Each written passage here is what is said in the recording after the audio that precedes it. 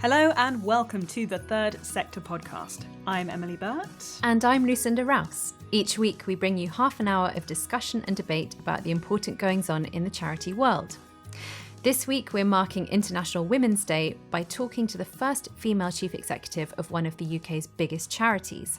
We'll be questioning what's unique about the female-dominated nature of the charity sector workforce, both in terms of opportunities and challenges. And we'll question more broadly how tackling the enduring gender imbalance can lead to a more effective charity sector. But before we get to that, we've got Andy Ricketts representing the Third Sector news team, and he is going to get us up to speed on a recent story. Andy, what's going on?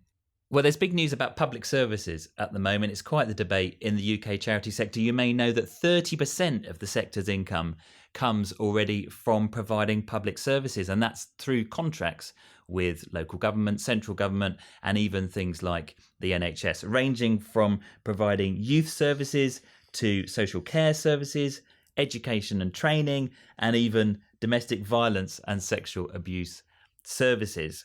But the NCVO has been spearheading a campaign to try to get more funding for charities in this area, because you might remember that last November, before the autumn statement, which seems an absolute age away now, the NCVO organised a letter signed by more than 1,400 charities calling for the Chancellor, Jeremy Hunt, to increase the amount of funding that charities get through their public service contracts. They basically wanted him to introduce rules that would make it mandatory for public bodies to uplift all existing and new grants and contracts. This was off the back of a survey that they did that found that 87% of charities providing public services were subsidising them themselves. So therefore, they weren't getting the full cost of providing those services. It was actually causing them a deficit to actually do these things. And charities have always had a kind of maybe difficult relationship with this whole subject, because they are being given money by the government to provide these services. It's the things they want to do. They want to be helping people in these different areas, but it creates a bit of a conundrum for them if it becomes more expensive for them to run that service than it should otherwise be. So the NCVO wrote to the Chancellor in November last year. Nothing happened in the autumn statement that resulted in an uplift of public service contracts, much to the disappointment of the NCVO and all those organisations that had signed that letter.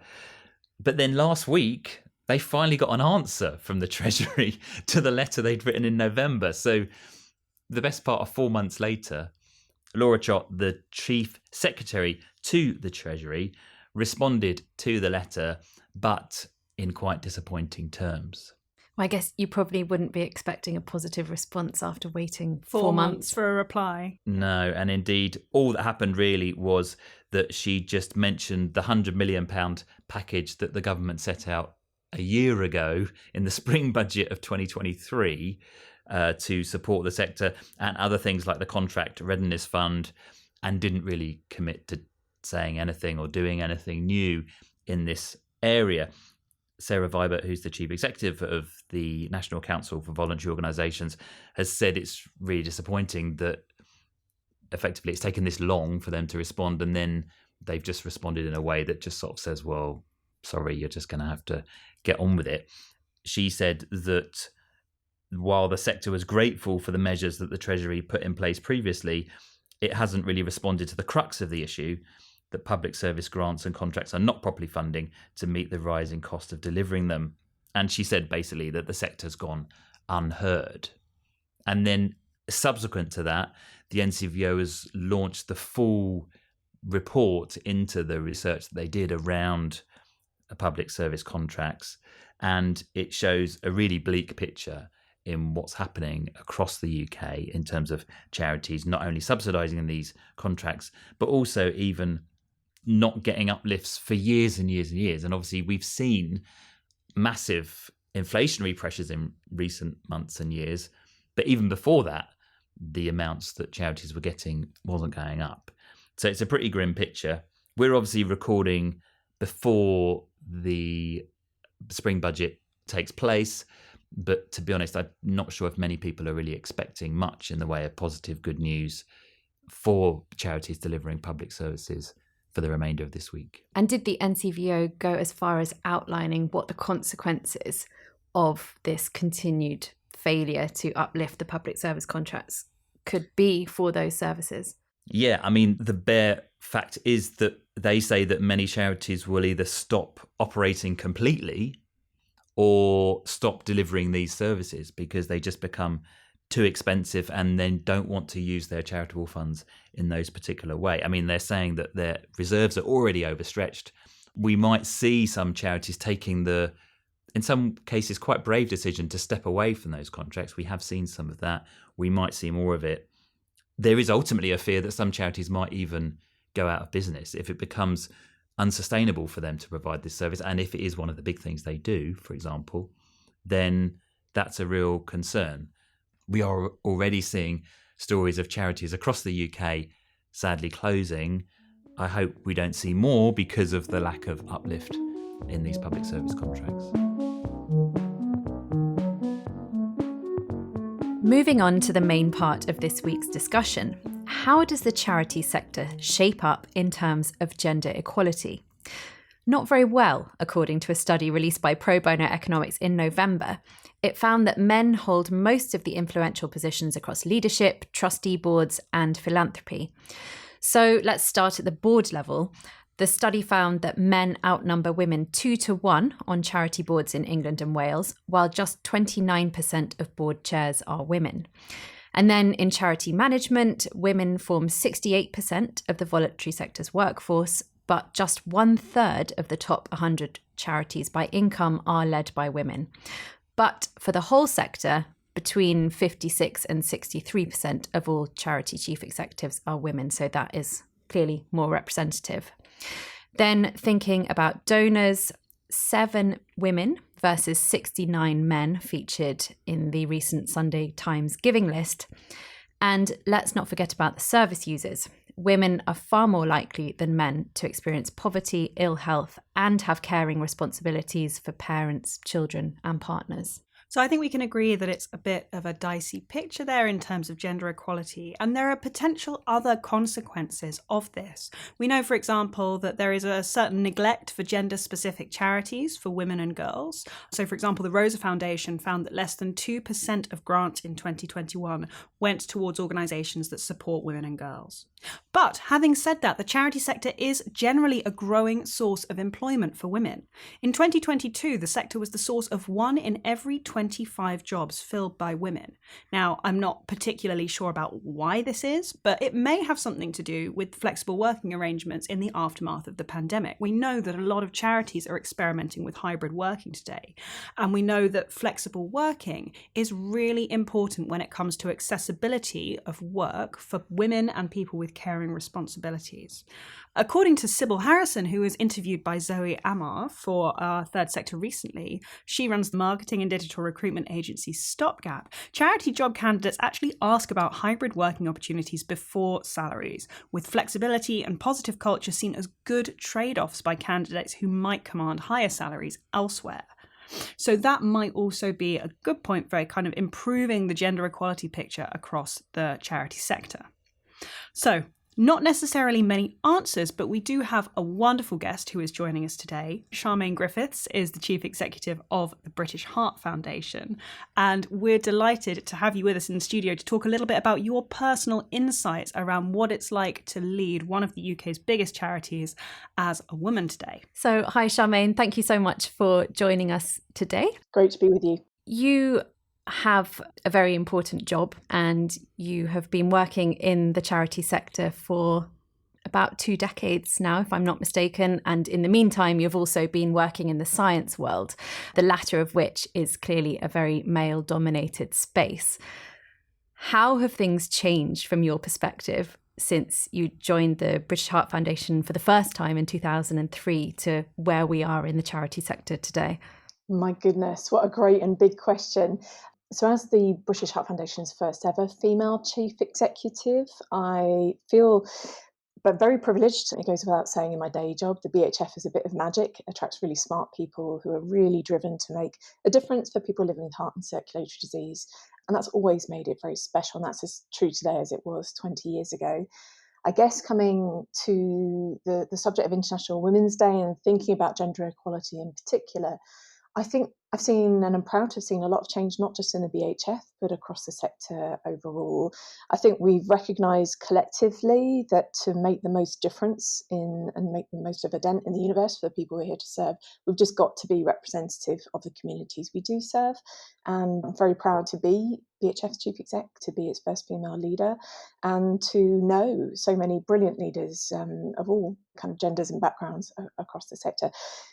Your stat, I think there is still work to do. We all recognise that. Lots of things have changed. Pandemic, people's preferences, people's need and desire for purpose and to contribute in life, as well as the economic and other factors. And I think we're finding our way through that at the moment.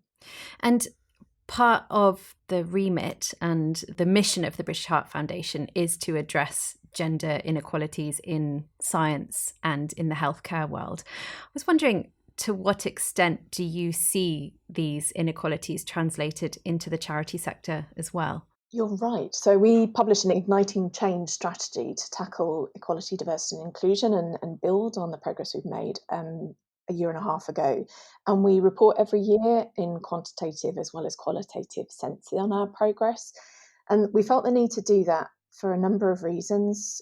One is heart and circulatory disease is a disease of inequality. It is always tracked against people who live in tougher circumstances and potentially have more diverse backgrounds. So we know that we've got a job to do in actually our mission.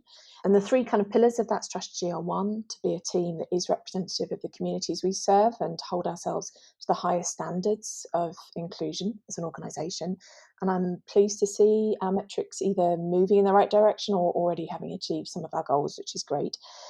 We recognise as one of the UK's leading independent funders of cardiovascular research and one of the most influential too. We've got a duty in leadership to change the very nature of science and health as well.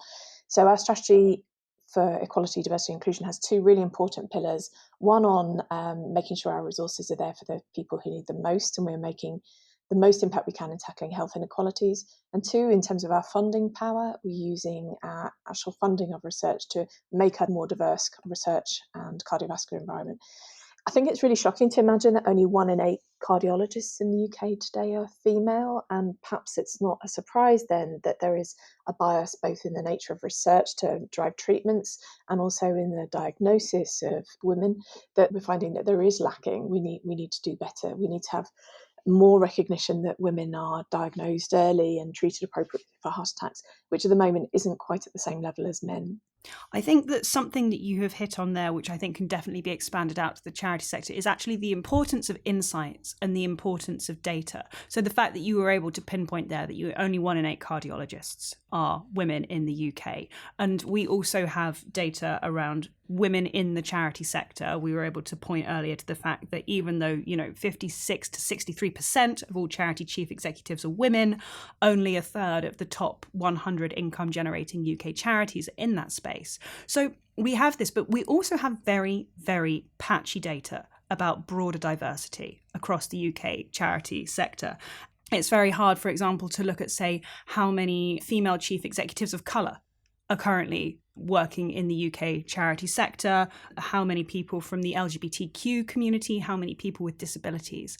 And that data and that knowledge is power, isn't it? And that is how you start to move the dial, is by taking a really hard look at the facts. So there's definitely a need to be building that picture up, because unless you do that, there's no way you're going to be able to take an intersectional approach to improving gender equality and all other kinds of equality in this space. I'd love to hear a little bit more about your perspective on the unique makeup of the charity sector workforce and what you see as the big challenges and the opportunities that this presents. There's no doubt in my mind, having been part of the sector for 20 years, about the real impact and precious value that the sector makes to society across the UK. I think it's phenomenal. There's something very special about it. It's such a vast number of people engaging in organisations that truly want to make a difference for other people. I think it's inspires me every single day. And my pleasure, of course, to be part of the BHF team, but also to work with the Cranfield Trust as their chair and a few other organisations that are just phenomenal, truly inspiring. And there's no doubt, whether you think about it in terms of kind of financial impact and the scale of contribution the charity sector makes, or just the number of lives it touches for good every day, it's a very special thing. I'm personally convinced that in order to make the biggest impact for people, we have to be representative of the UK community as a sector, and that there are some brilliant pockets of the organisations that work, of charities that already do that ably, but collectively we've got some way to go. You've already called out the leadership stats, which show that, particularly given it's International Women's Day, there is gender inequality in leadership positions at board and executive team level. And it's worrying to think we're doing way better than some commercial entities. So the FTSE stats about female chief exec, for example, are even worse. So we should be, taking comfort with the fact we are heading in the right direction, but I'd love to see that go faster. I think some of the challenges are that change takes time. It's about taking positive action. It's about cultural change in organisations.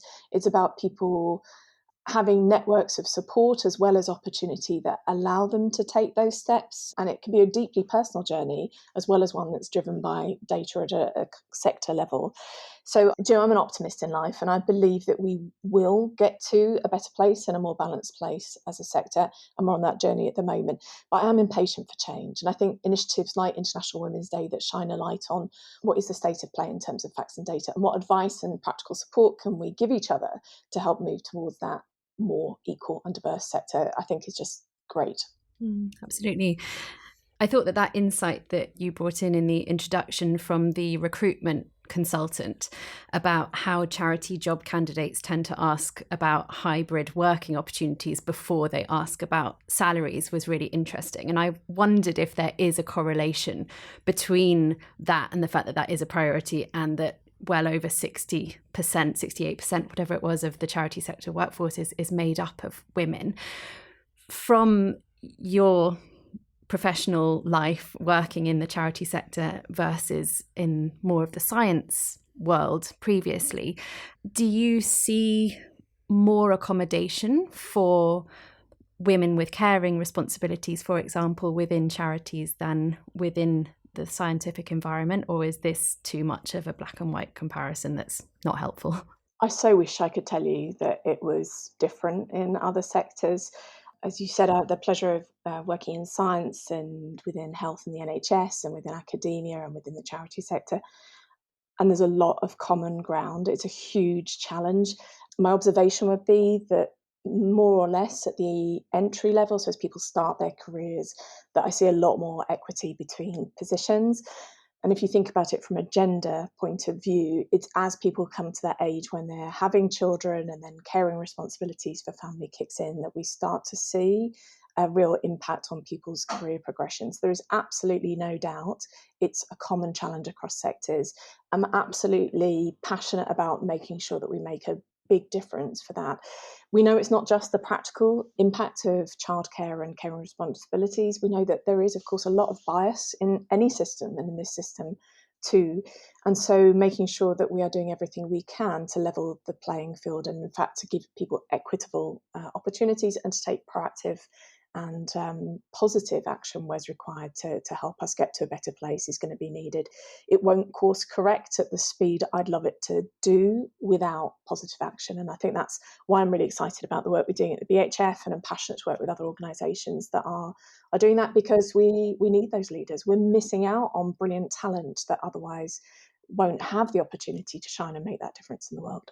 I think it's really challenging for people with caring responsibilities and childcare responsibilities and parent caring responsibilities, or grandparent generally, actually, to balance life. And I hope that if there's a few good things we bottled from the pandemic, recognising we had ways to be more flexible and accommodating of what everybody needs to have a good life as well as contribute fully in their role, is possible, and not only possible but enjoyable. And we can make changes practically that don't diminish productivity, that don't hinder us, that actually do the opposite. They allow us to bring the very brightest brains together across the country, wherever people might be in the UK, to help us solve problems and join teams.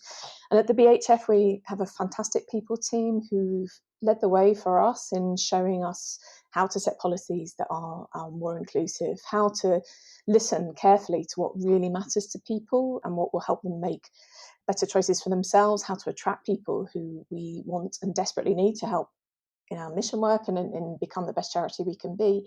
What do we offer that really counts? And so there have been some really brilliant things, whether it be parental leave policies or flexible working policies. We have a flexibly connected programme that encourages us as a whole BHF to think about how to support people's personal lives and what they need from us as well as what we need from them. And I think that rounded view has helped us become a much stronger team, and I hope a happier team as well as a BHF. It's certainly allowed us to make practical changes without detriment at all, in some cases, and in a lot of cases, enhancement to who we are.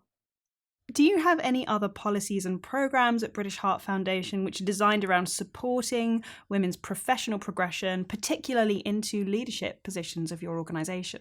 So we have a leadership programme that we are running at the moment for all of our senior leaders, and some management programmes that encourage and enhance opportunities for people to get access to progression. And we are determined and committed to making sure they're available to everybody who wants the opportunity to progress, so that we're equitable in that. So we don't have any specific women's initiatives, but we are trying to encourage all colleagues to think about their careers and their development needs. One of the things we have, which has been phenomenal within the BHF, it has changed who we are as a series of affinity groups that are people brought together by common challenges or common life experiences. And we ask and are grateful for them to help share both their insights with us as a team, but also to give us advice and counsel on how best to make change as a team. And brilliant examples of those groups would be a parent affinity group, so working parents sharing with us some of the things they think we could and should do better, which has been great. And people who come together around, for example, caring responsibilities. And I'm really proud that in April this year, we'll be launching just the latest in a series of policies. And this one will be holistic support leave, so giving people much more option in terms of taking leave where they need it to support, whether it be caring duties or recuperation from procedures. So just us thinking way more flexibly about what people need and how we can support that. And I think you mentioned that the majority of the workforce across the charity sector is women. It's been roughly in the mid-60% for probably a decade or so. And there may be upticks post-pandemic with a desire to be more flexible in our working patterns. And I don't really know why that is. I think that that's an interesting question, is that I'm not quite sure why it's predominantly a little more female than male. But I think absolutely making sure that everybody who joins the sector to make a difference in the world has equitable opportunities to do what they want, whether that be a flexible working pattern in life, or they're interested in taking my job at some point and we give them the opportunities to develop into that. It's only, I think, by listening to what matters to people that you can truly carve out paths that allow people to get what they want in life too. Mm. And being, I think, transparent as well about your own work is also really important. So I think it's brilliant that the BHF publishes its gender pay gap. And I know that you had a really, really good year for your gender pay gap last year in terms of your reporting. You saw your gender pay gap close significantly. But also, to come back to that intersectional piece, that the BHF also publishes its ethnicity pay gap. So it's very interesting that you are deciding to put those numbers out there so that you can actually benchmark every year the progress you're making and get some of those vital numbers behind it. It's so important to us. I mean, we're a science and data-led organisation, and so it's really important to us to use that on the basis of assessing true progress for us, and to be proud about the progress we're making. And there are lots of areas where we're already doing brilliantly. We don't have a significant gender pay gap, for example, would be one example. And we're proud to see that we're establishing some of the policies that we believe are world-class, let alone sector class, and helping our colleagues have fuller and better lives. I think it's also important to share where it's difficult, and that's where the data really comes in. So where are the things that are tricky to change? Where are the things that are taking longer than we would want? And just remaining steadfast and committed to the actions around them. We're a positive sector generally, an optimist sector. Who wouldn't want that in a charity sector? I think being open about where we've struggled to make progress and using data to be really truthful about that is super important. And going back to your recent drive to make the organisation a much more flexible one to work in. I'm presuming that a lot of that came out of the pandemic and the way that organisations across the board were forced to work in a different way and seeing that that was possible. But I was wondering if you had to make any sacrifices to bring about more flexibility for your workforce.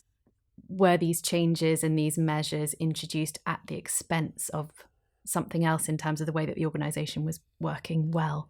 So our Flexibly Connected programme, which is what we call the home, I guess, for all the choices and activities and decisions around flexibly working, was led by two of my brilliant colleagues and the exec team, and a team of people from across the organisation, from a real mix of job types and locations. And they've really helped us charter the path through this. I think you're right, there are, of course, trade-offs. I can't think of the last time, certainly in my life, that I think the whole world, let alone our sector, went through such a seismic shift. Of course, we're still reeling and living every day with the consequences of that, particularly the burden that the people we're here to serve feel. And I guess the reason I mention that is because everybody had their own very personal and unique experience in personal lives as well as professional lives. And I don't know of anyone who's not had a reset or an adjustment in how they do things as a consequence. And I think one of the challenges for us was working out what the BHF way needed to be when you had thousands of very personal experiences and very personal preferences. And for us, trying to be as accommodating for what mattered to people individually, as well as creating some consistency in the BHF, was probably one of the hardest things for us to get right. And we're still experimenting, even today. So every new policy we'll learn from, every time we offer changes or find a new way to do things, we're constantly experimenting and learning with it. And you've talked about data and listening before, but for me and the team, holding on to objective data about what that looks like and listening to colleagues has been the most important thing to get right. Thank you so much, Charmaine. So just to wrap up then, you've given us so much food for thought over the past 20 minutes.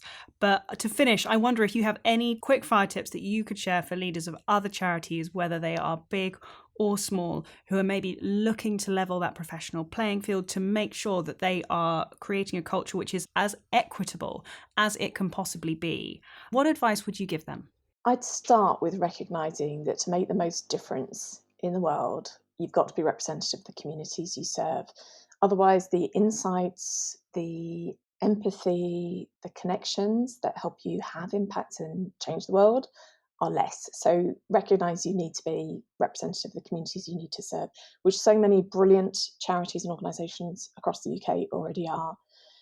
And then I think in terms of giving us all the best chance of doing that as well as we can, making the most impact, I think it's about listening, understanding what matters to people, giving people opportunities to create new things, to experiment, to do try out new ideas and concepts, to innovate, but also supporting people in their development. Generally, our team know what we need to do better than anybody in the world. So it's about listening to what people need, making sure we've got the right support and infrastructure in place as an organisation, and just being, I think, quite determined to stick with it. We all know big cultural change takes time. There are very few shortcuts, very few quick fixes.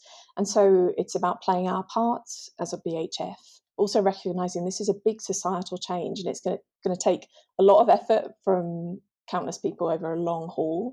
So not getting, I think, also disillusioned with that, holding on to the fact it is not only the right thing to do, but it will make us even better in our mission, I think is probably the best piece of advice I've been given as well, is just recognising it will take time to achieve real change, as all real change does, but don't lose any kind of hope and just stay absolutely determined to make that difference.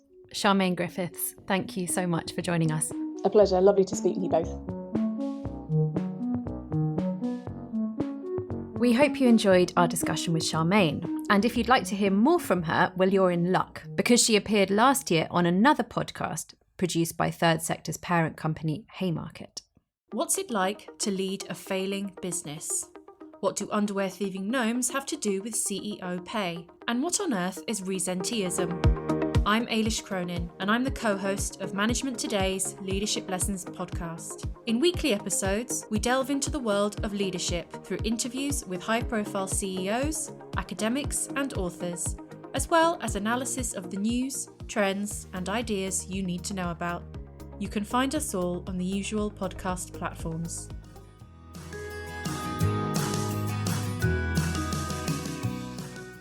That's it for this week.